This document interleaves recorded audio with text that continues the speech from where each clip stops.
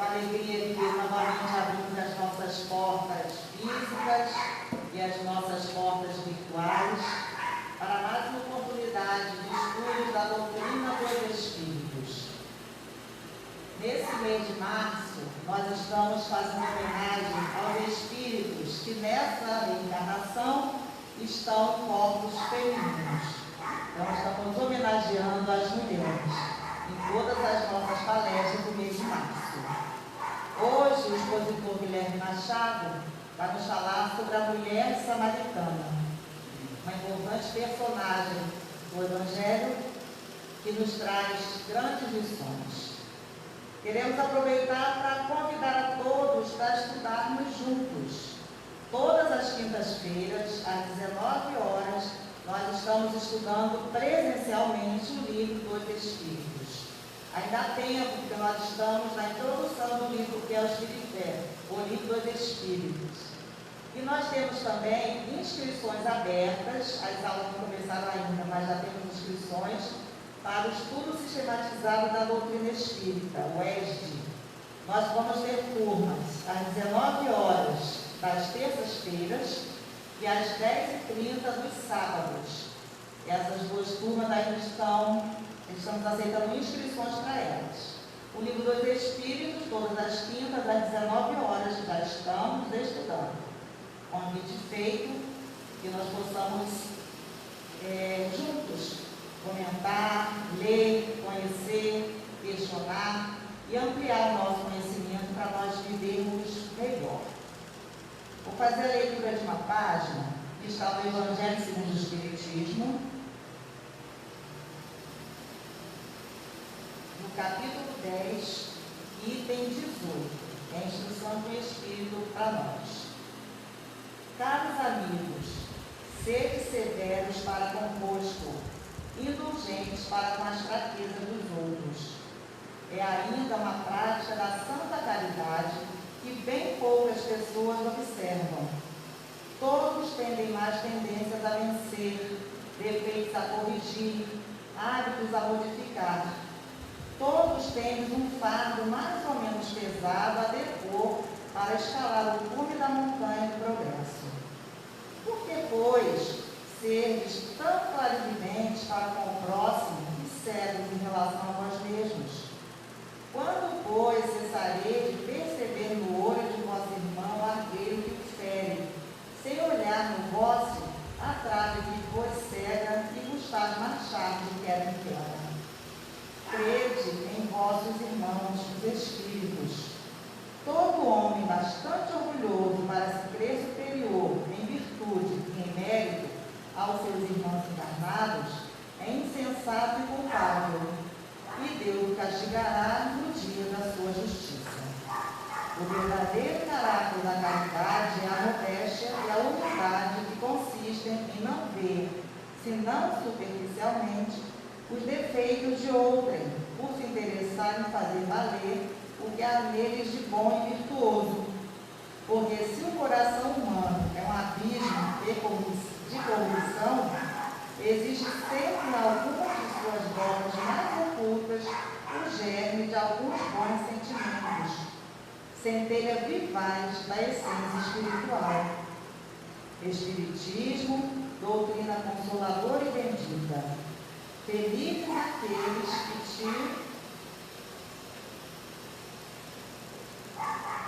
te conhecem e que aproveitam os salutares ensinamentos dos Espíritos do Senhor. Para eles, o caminho é iluminado. Em todo o seu percurso, podem ler essas palavras que lhes indicam o meio de atingir o fim. Caridade prática, caridade de coração, caridade para com o próximo, como para consigo mesmo. Uma palavra, caridade para com todos e amor de Deus acima de todas as coisas. Porque o amor de Deus resume todos os deveres e é impossível amar realmente a Deus sem praticar a caridade, da qual fez ele uma lei para todas as criaturas. Tem assim nessa página, é do Friedrich Bispo de Neves e Bordeaux. nesse instante, Senhor, queremos aqui reunidos em seu nome, agradecer-lhe a presença amiga, amorosa, confortadora, que tão bem nos faz. Na tua presença, amado Jesus, queremos pedir o envolvimento para o nosso irmão Guilherme, que nos dará a introdução dessa manhã. Envolvimento, auxílio, proteção e cuidado para todos nós, meus irmãos menores, que atravessamos essa experiência reencarnatória. Que nessa manhã, Senhor, possamos perceber todo cuidado, todo carinho e todo amor que tendes para cada um dos seus irmãos mais novos, menos experientes, que aqui lutamos esse aprendizado do mundo. Que dessa tua casa, amigo Jesus, possam ser reunidos frutos salutares para nossos irmãos enfermos, para aqueles que transitam pelo caminho, ainda desiludidos, desesperançados, que frutos benéficos, Senhor, possa nos envolver a todos. Que assim seja. Eu passo a palavra para o Guilherme para trazer as reflexões dessa manhã.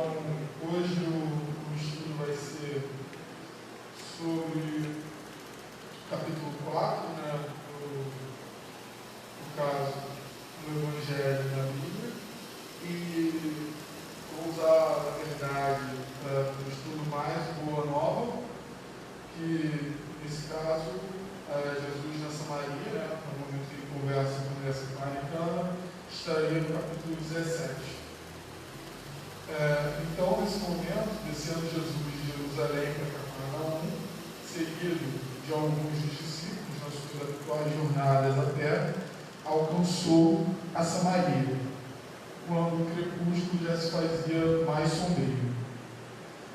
Então ele vai andando, com os discípulos, ele escolhe um caminho até que não é o usual, porque é um caminho mais árido, montanhoso. Ele poderia escolher ir beirando o Jordão, que seria um caminho mais suave, porque era mais plano, era uma rota comercial, ali existia água.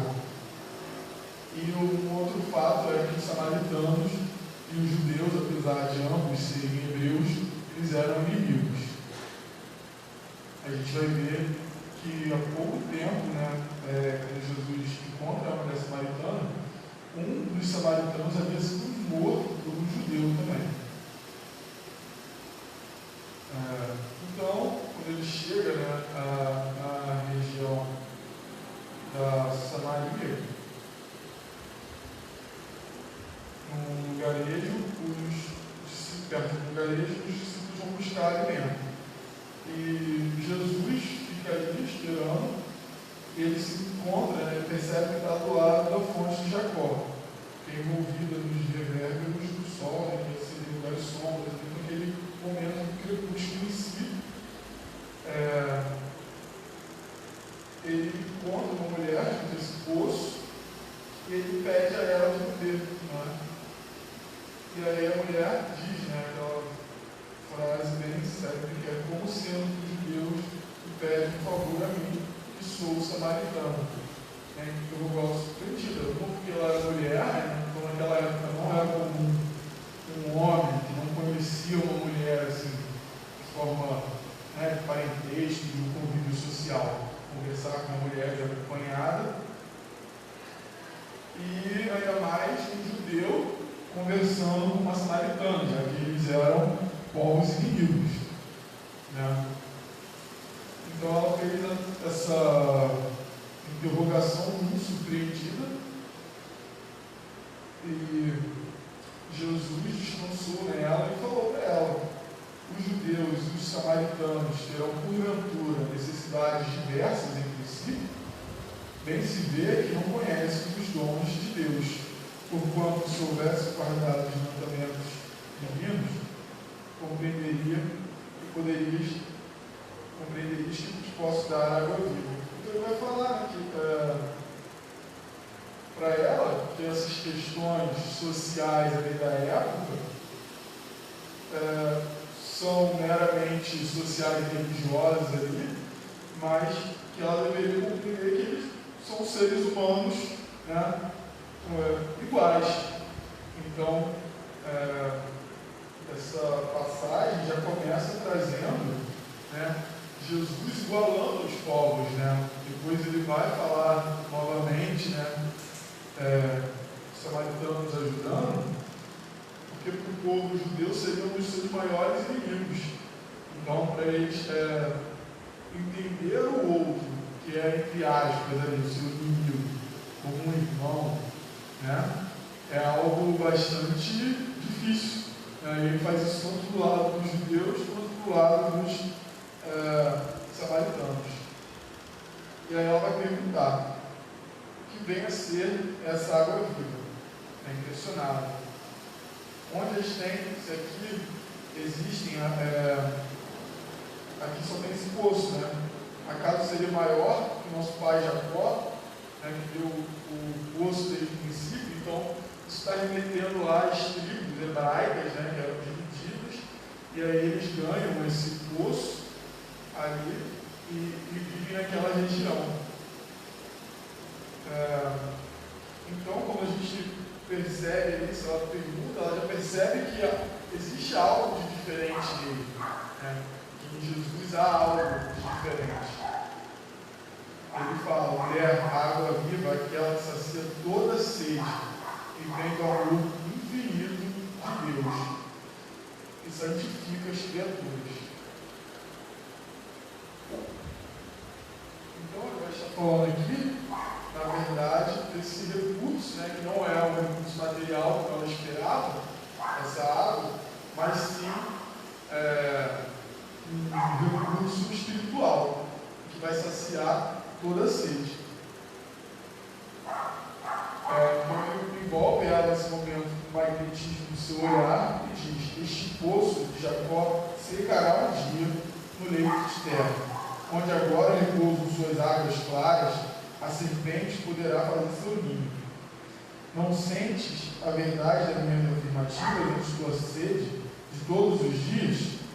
Não obstante levares cheio o cântaro, voltarás logo mais com uma nova sede. Então, assim, aqui ele faz até, para continuar, né, falando que, entretanto, os que beberem da água viva se tornarão eternamente saciados. Para esses, não mais haverá necessidade material em que se renova a cada instante da vida. Perene conforto e refrescará os corações pelos caminhos mais acidentados sob o sol ardente.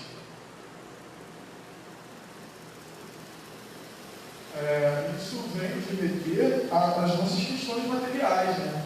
Porque toda vez que nós buscamos essa saciedade material, que é lógico, é importante de ser saciada, né, enquanto necessidades, né, fisiológicas do corpo, até um certo nível as sociais.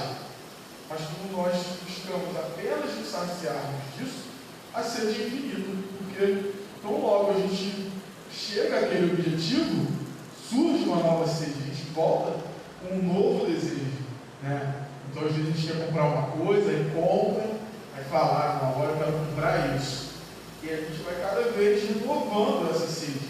Ou a gente conquista um carro, né, e fala: não, agora eu quero esse outro carro, que é maior ainda.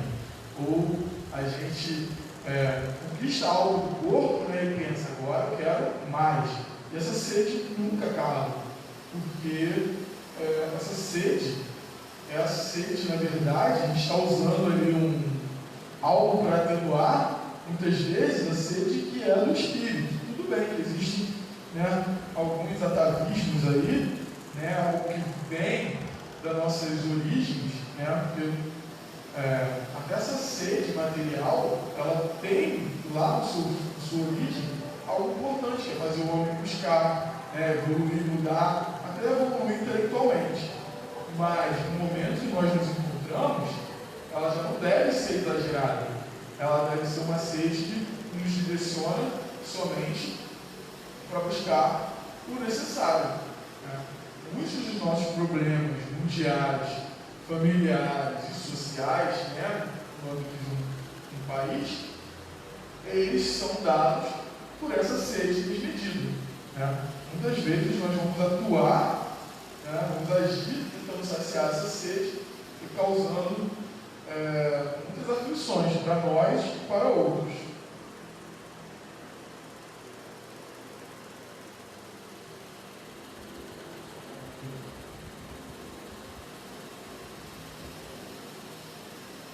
Então, ele vai falar aí, quando ele diz que esse poço vai secar, que as coisas materiais, sociais, elas são passageiras.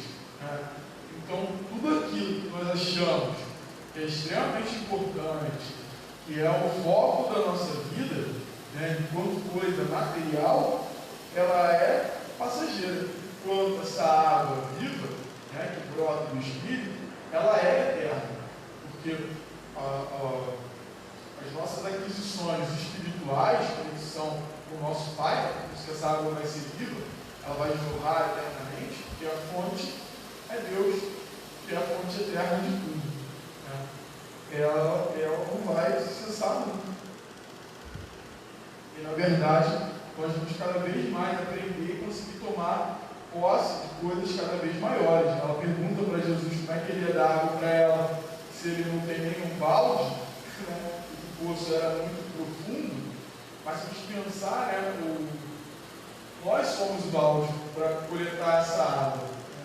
E aqui, nosso planeta, ele foi aquele que chegou aqui com o maior balde possível, Ele tinha toda uma população ligada a Deus, enquanto nós ainda estamos formando esse balde, formando essa conexão com essa água viva, Nosso poço é bem rasinho, então a gente coleta basicamente o que nos é dado, Enquanto Jesus faz essa conexão direta com essa água.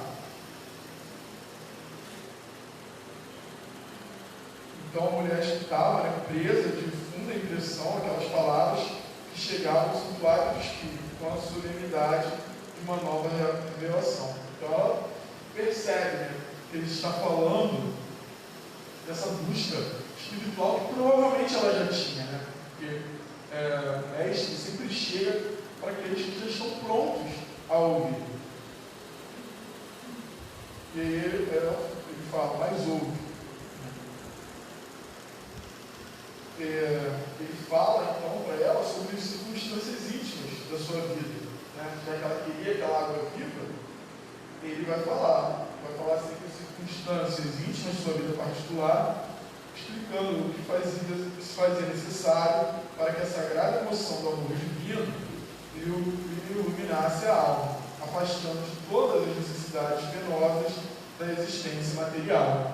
Então essa água viva é esse amor paternal, que ali vem a justiça, o amor e a caridade. Para os judeus, essa palavra era junta, para os hebreus. Então existia uma palavra que era justiça, amor e caridade. Então, ele fala desse amor, porque ela tem que fazer mudanças. Por quê? Para a gente ser um vaso para receber essa água viva, nós temos que estar dispostos a fazer as reformas íntimas necessárias, que muitas vezes nós não queremos fazer. Nós preferimos ser um pratinho ali pegando água a fazer aquela reforma interior extremamente necessária para que nós consigamos desconectar esse amor divino. Porque não adianta, se eu ainda mantiver todo o meu egoísmo, toda a minha rebeldia a essas leis divinas, eu não vou conseguir me conectar de forma real, de forma que sacie a esse amor divino. Aí ela percebeu que ela não conseguia esconder nada, né, para Jesus. Então ela percebeu que não havia segredos para Jesus, e ela chorou e respondeu, né, que via que ele era um profeta, que o espírito dela estava cheio de boa vontade e que desde muito ela já pensava na melhor maneira de purificar a alma dela. E ela falou: entretanto, é tal a confusão que observo em torno de mim, que não sei como adorar a Deus. Os meus familiares e vizinhos afirmam que é indispensável celebrar o culto ao Todo-Poderoso neste monte. E os judeus combatem, asseveram que nenhuma cerimônia terá valor fora dos muros de Jerusalém.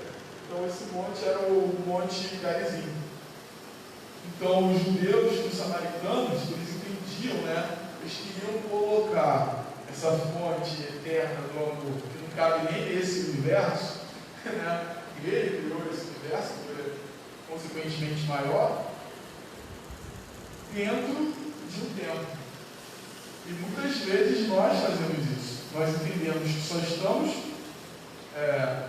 lidando, né, sendo observados, ou só devemos atuar de forma a cumprir as leis divinas dentro dos muros do templo, né? Seja em uma casa espírita ou outro tipo de casa religiosa, ou com um certo círculo social. Então, fora disso, eu já não vivo mais, eu já não estou mais no convívio de Deus, então eu tenho a permissão de fazer, às vezes, coisas horríveis, né? E muitas vezes ainda uso o nome de Deus para dizer, para dar ali o carimbo, né, de pureza das suas ações. Aí eu falo, as discórdias nesta região têm chegado ao cúmulo. Ainda há pouco, um judeu feriu um de nossos por causa de suas opiniões acerca de comida impura. Então a gente sabe, né, que os judeus têm todo um método para a pureza da comida, né, que é uma coisa até mantém até hoje. E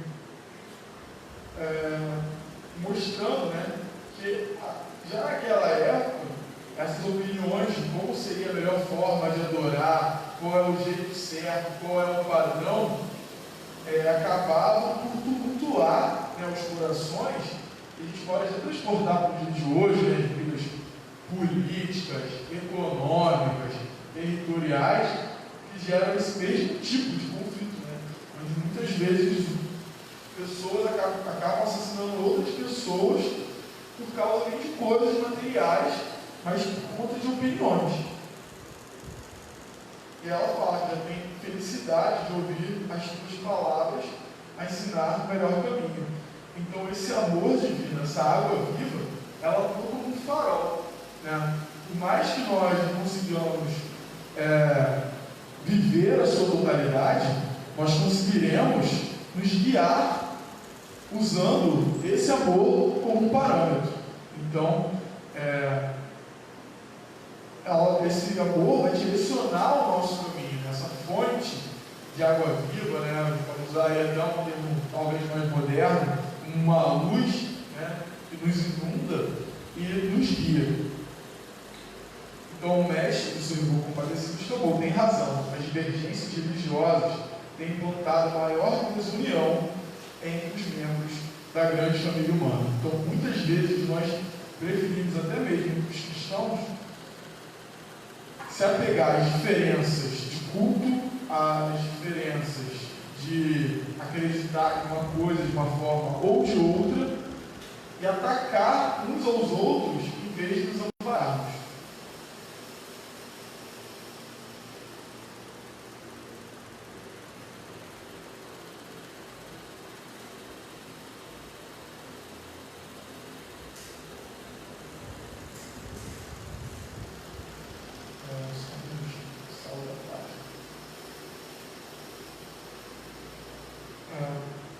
E aí, ela, nesse momento, né, um pouco mais à frente,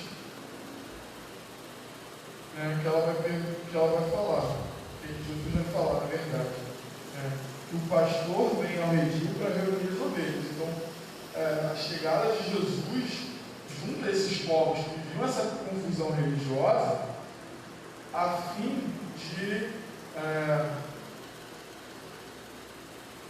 tirar essa dispersão que eles tinham, né? E aí, quando a gente vai entender depois que ele fala dos seus maridos, a gente vai ver que até uma profecia, né, de Osés, de outros profetas, que já diziam que na sua chegada ele o faria. Aí ele fala: em verdade eu digo que virá um tempo em que não se adorará a Deus nem neste monte, nem no templo suntuoso de Jerusalém, porque o Pai é Espírito, né, escrito aí com a letra maiúscula, e só em Espírito, aí com letra minúscula, deve ser adorado. Então, dizendo que Deus é imaterial, né, e que ele não cabe dentro de um templo. Por isso, vem abrir o templo dos corações sinceros, né, para que todos prestem culto, né, se convertam à íntima comunhão entre o homem e o seu Criador. E aí a gente percebe nesse momento, né, que nenhum local especial é sagrado além do nosso coração, né, do nosso íntimo. E aí eu sempre lembro de um texto, desse texto que, na verdade, eu conheci escutando numa palestra. Não sei se...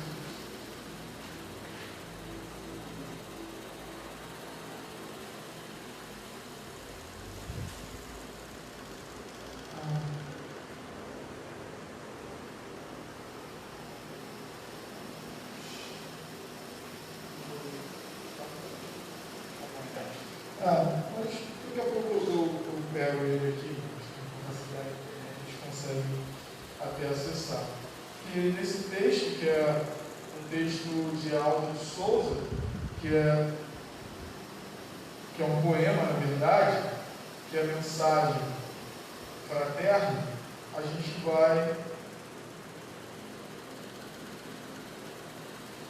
ver, né, que esse...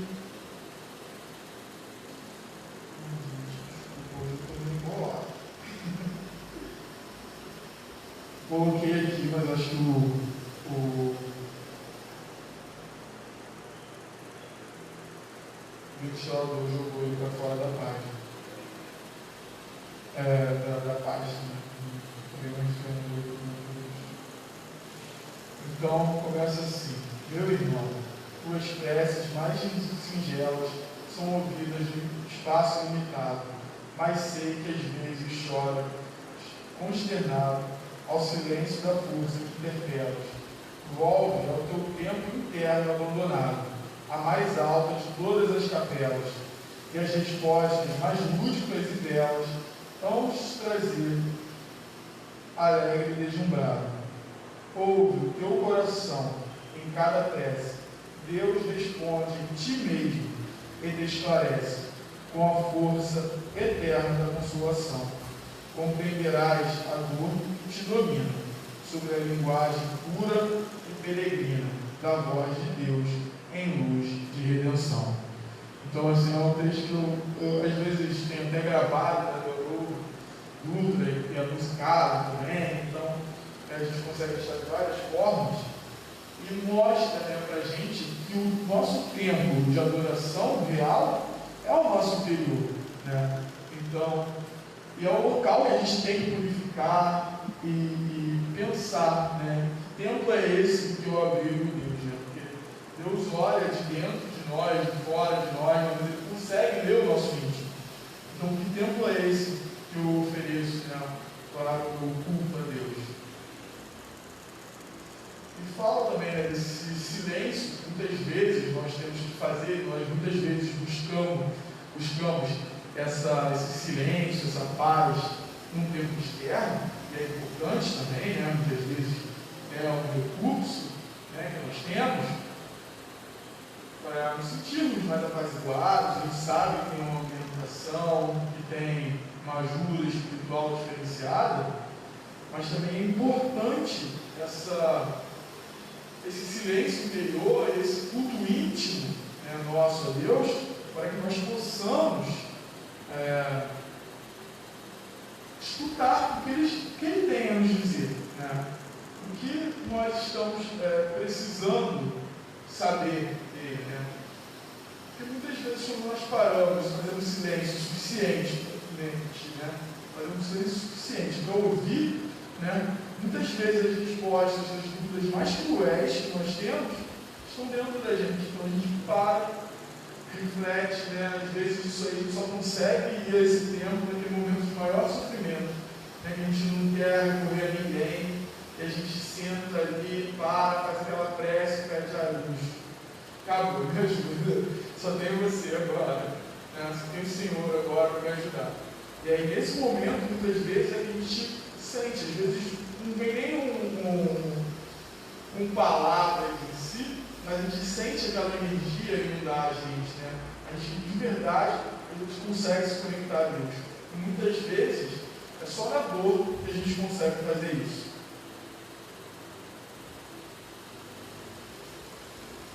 E aí, né, teve um silêncio suave, os discípulos chegaram, perceberam o que estava acontecendo, mas eles não ousaram, né, percebendo que aquele momento era um momento importante espiritualmente, eles não ousaram interromper.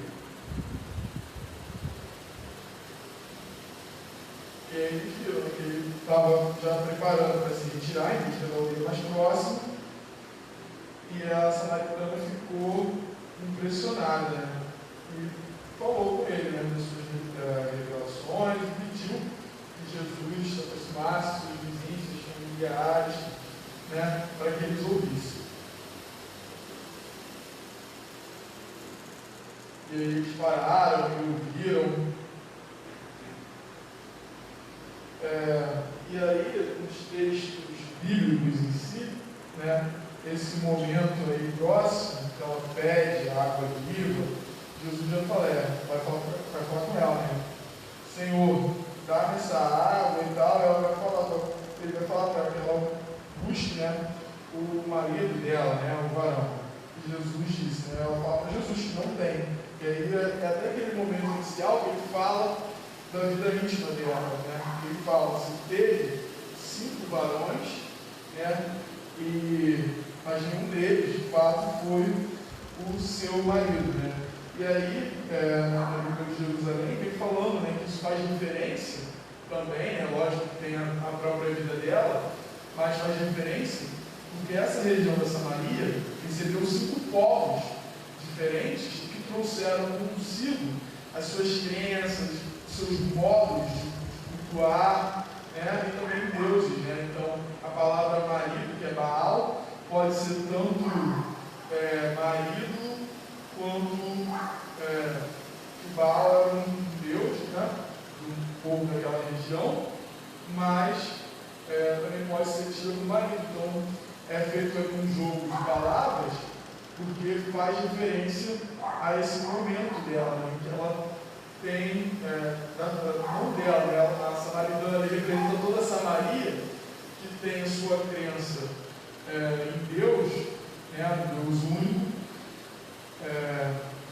misturada com outros grupos que não dizem em si respeito a essa necessidade, né, deles voltarem para poder conseguir entrar em contato com as palavras de verdade do cristianismo. E por isso ela tem aquela confusão, né?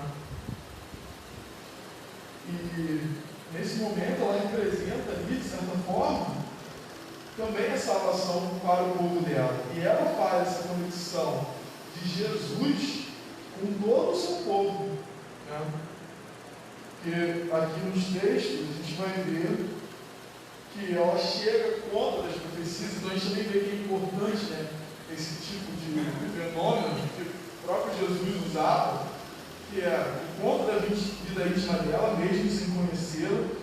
Isso deixa ela, né, maravilhada, e ela vai buscar os seus familiares e os outros samaritanos para estudar. E aí todos eles vão perceber, né, eles vão falar que vieram primeiro porque ele falou de coisas que ele não poderia saber se ele tivesse algum dom profético, né? perceberam de único ali, né? De exemplo de único hoje em dia, mas depois, quando ele fala, né, em si das leis divinas, desse conhecimento que é a água viva, é que ela se. O povo já passa a crer não por esse fenômeno, né?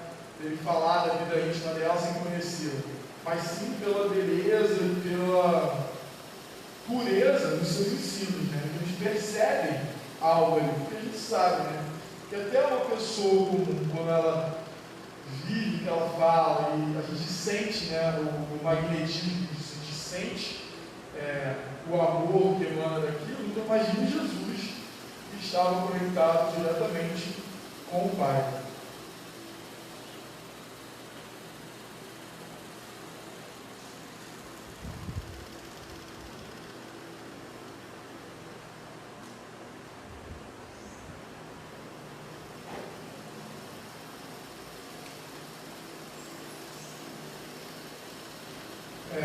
E aí ela atua dessa forma, espalhando, de certa forma, não, de forma bastante importante, a boa nova naquela região.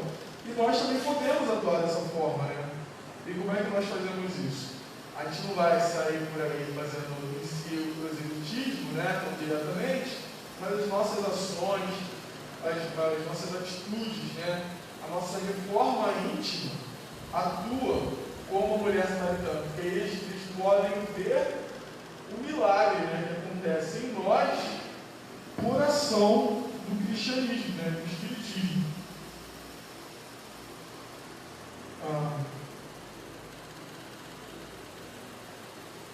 Então, quando a gente pensa aí os apóstolos ficam preocupados com Jesus, né, nesse momento, que ele não comeu, e falam, né, pedem para ele que ele coma. E muitas vezes nós ficamos preocupados com as questões materiais de forma demasiada, né? E isso acaba, muitas vezes, sendo mais importante do que deveria ser para a gente.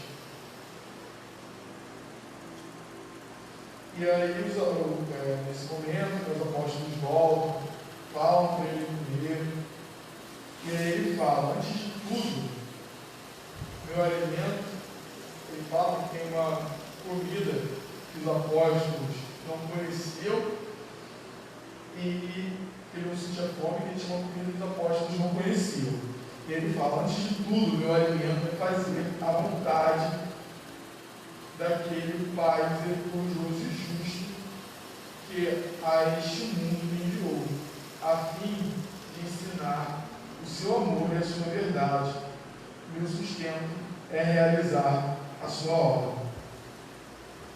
Então, e realmente, né, quando nós cumprimos o nosso dever, e a gente pode pensar até no nosso dever material, isso dá uma saciedade para a gente, né? Então, quando a gente precisa fazer algo e a gente consegue cumprir, a gente tem uma recompensa interna. Então, quando nós fazemos algo que é, além do nosso dever material, o nosso dever espiritual, a recompensa disso, de fato, nos nutre, né? Então, quem nunca passou um momento ajudando alguém, e quando você vê assim, era para você estar muito mais cansado, muito mais esfomeado, muito mais tudo, e você não se sente assim, porque você ganha uma nutrição que não vem do seu corpo em si, mas da sua alma, né? Então, você está envelhecido e nutrido por esse alimento que é fazer a vontade do nosso Pai, né? E aí existe um texto que está no Guia de Luz, que é a afirmação e ação, né? Que vai falar desse momento em que Jesus fala, né, que a minha comida é fazer a vontade do meu Pai, que me criou para cumprir a sua obra. E é um texto que é até um pouco difícil para mim, tentando tirar aqueles melhores trechos assim. Eu acho que eu vou ter que ler ele na íntegra. Aqui e ali encontramos crentes do Evangelho invariavelmente prontos a alegar a boa intenção de satisfazer os ditames celestiais. entrega-se a alguns à ociosidade e ao desânimo, e como manifesto de respeito às sagradas noções de fé, asseguram ao amigo ou ao vizinho que vivem atendendo às determinações do Todo-Poderoso. Não são poucos que não preveem nem providenciam a tempo, e quando tudo desaba, quando as forças inferiores triunfam, eis que em lágrimas declaram que foram obedecidas as ordens do Altíssimo. Então, cumprir esse amor, essas regras divinas, elas na verdade não são porque Deus quer ser cultuado ou elevado, porque Ele não precisa disso, né? São para nos proteger de nós mesmos. Então, a nossa previdência espiritual, a nossa ação, a nossa proteção, a nossa vigilância, ela é uma forma de nos fazer crescer e de nos manter seguros espiritualmente. A gente não cumpre isso, fala que cumpre, e quando a gente cai, a gente não fala que estava cumprindo. Estava cumprindo sim. Eu falo assim, qual é de cara, eu sou um deles. Está me pegando aqui, nesse daqui que não me pegaram. Não são poucos que não preveem,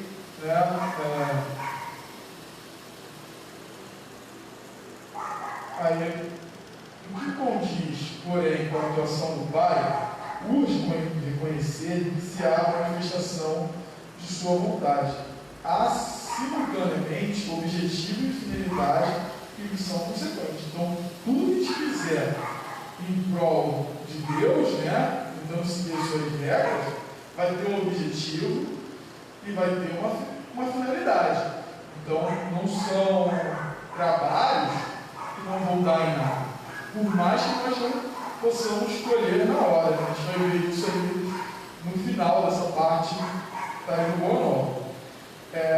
Programa elevado sem concretização é projeto morto. Então não adianta dizer que eu adoro, que eu cultuo, que eu estou conectado com ele, se eu não sigo as determinações, se eu não sigo o programa de estudo, É igual um aluno que vai na escola, tenta aprender, vai lá, senta, assiste a aula, fala com o professor, mas não faz exercício nenhum, nem dentro da sua cabeça, Tem aluno que não escreve, mas vai dentro da cabeça e consegue. Mas se a gente não faz isso, a gente não aprende as lições que devemos aprender e, consequentemente, não temos algo para apresentar.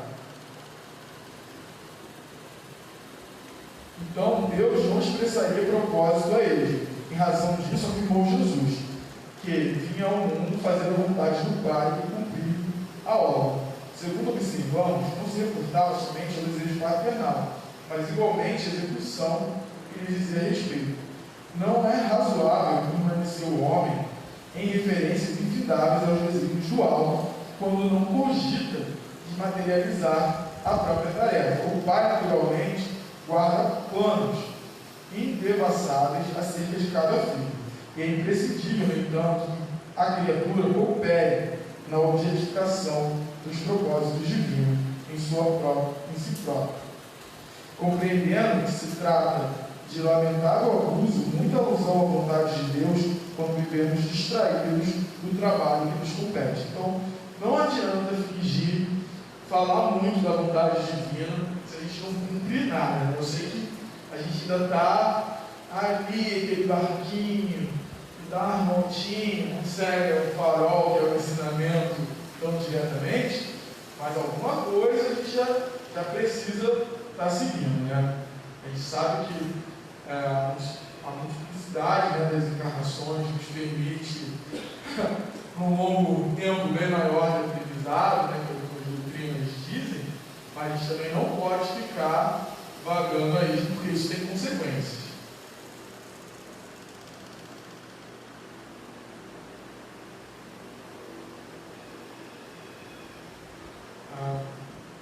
E aí, os apóstolos viram aquilo e pensaram que todo o povo embevecido ali, eles pensaram, nossa, o Senhor teve mais efetividade de suas palavras do que na própria Samaria.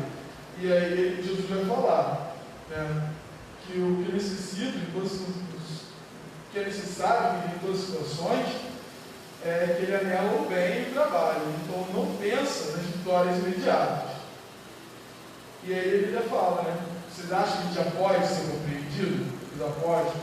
E quando eles olham, né, eles fazem silêncio, eles percebem que alguns estão tirando Jesus de malicioso, que ele é louco, que ele não vale nada na terra dele, mas que eles estão dando valor demais.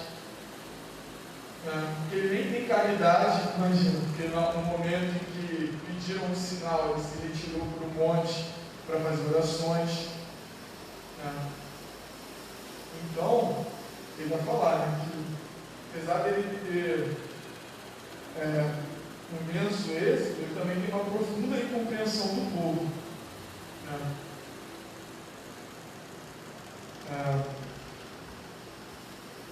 E ele vai falar, né, que a gente tem que plantar, mas não esperar colher naquele momento. Então, muitas vezes, nós vamos colher coisas que não fomos nós que cultivamos, né? E ao mesmo tempo nós vamos plantar para que outros possam colher. Então, eu penso muito nisso, como sou professor, né? Às vezes a gente vai ali brigando com o aluno, falando uma coisa, a gente fala assim, nossa, esse daí não entendeu nada, porque às vezes a gente não dá só aula do nosso conteúdo, a gente tem que educar aquelas criaturinhas também. Então aí você fala, nossa, não adiantou nada. E como eu sou professor de ensino fundamental e médio, quando eu chego lá na frente e encontro eles novos, ensino médio, eles já terminando, aí eu vejo, nossa, deu fruto, né? Alguns até vêm e falam. A nossa briga, é lógico que a gente não briga sozinho, né? São muitas pessoas plantando sementes, elas dão frutos. Então, às vezes, nos falar, tentar elucidar um irmão, é importante. É lógico que a gente não vai fazer isso tentando destruir o livre-arbítrio do outro. Mas o que nós fazemos, né? Nós vamos ali, pegamos a sementinha, saímos, uma hora aquela semente vai encontrar o terreno propício, porque a semente vai estar lá, mas o coração vai estar se transformando, né? Semelhante a um solo que vai estar sendo adubado. Então, no momento em que as condições estiverem lá, aquela semente germina, a planta cresce, a árvore floresce e dá frutos. Então, o mestre, aurelado de imenso êxito, verificado naquele. Agora eu vou aparecer. Então ele fala, observar a estrada para não cair, porque o discípulo do Evangelho não pode se preocupar senão com a vontade de Deus, com o seu trabalho sobre as vistas do Pai e com a aprovação da sua consciência. Então, muitas vezes, né, como Jesus mostrou que ele foi compreendido, ao seguir as premissas do Evangelho, das leis divinas, nós seremos incompreendidos. Então, muitas vezes isso vai acontecer, a gente vai acabar arrumando inimigos, como ele mesmo arrumou, né? No final, ele acabou crucificado, cumprir a vontade do Pai. Então, é extremamente importante entender que a nossa conexão, o nosso farol, não pode ser o julgamento social, não pode ser essa, às vezes, falsa moral, né? Que o Sinédrio condenou. E eles eram a fonte da moral e da ideia. Então, o nosso farol tem que ser Jesus e as leis divinas, reais. Então, agradeço a todos pela atenção, a compreensão, bagunça aí, mas espero que eu tenha sido compreendido. Obrigado a todos.